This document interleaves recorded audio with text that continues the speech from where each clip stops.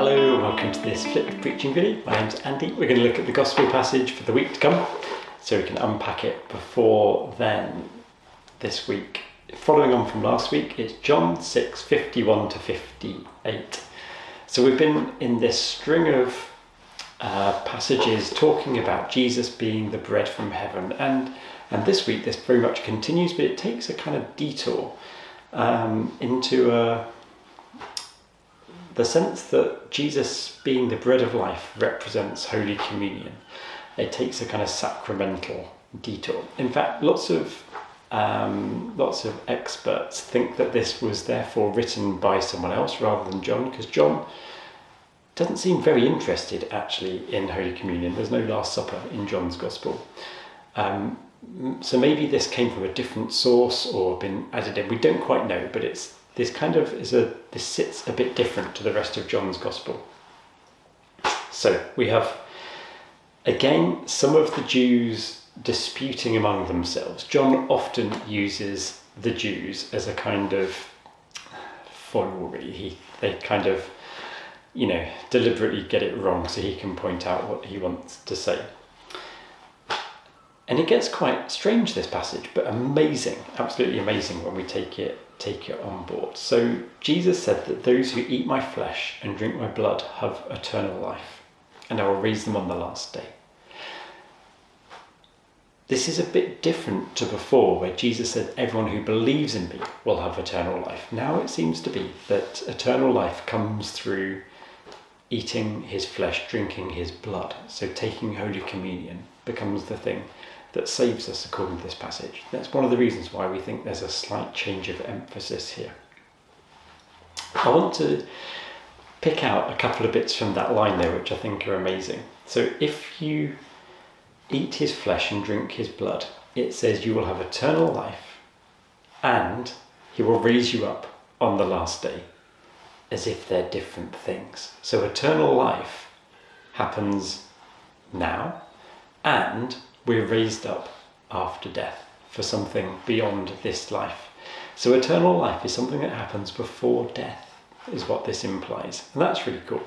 The word, when we read eternal life, I tend to naturally think of that as meaning life that goes on forever.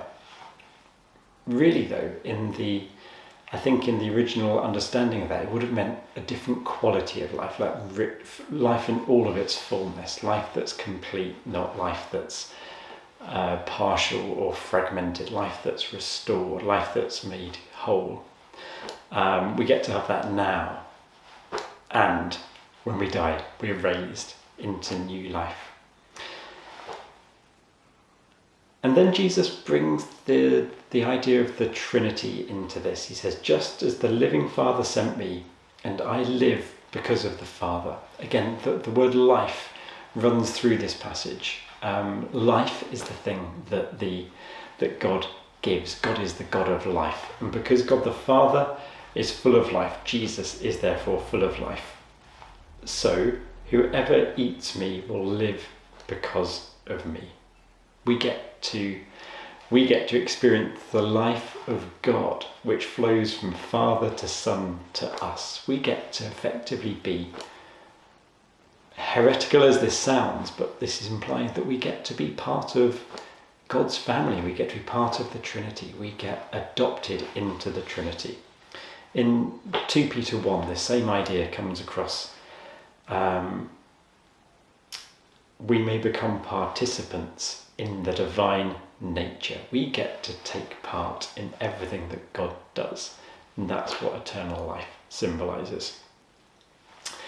So, an astonishing passage, very difficult to, it hasn't got an immediately obvious, this is what it means, but buried deep within that, you've got the deepest good news that you can live the fullness of God's life now, the God who created everything, the one who sustains everything, the one that is pure love.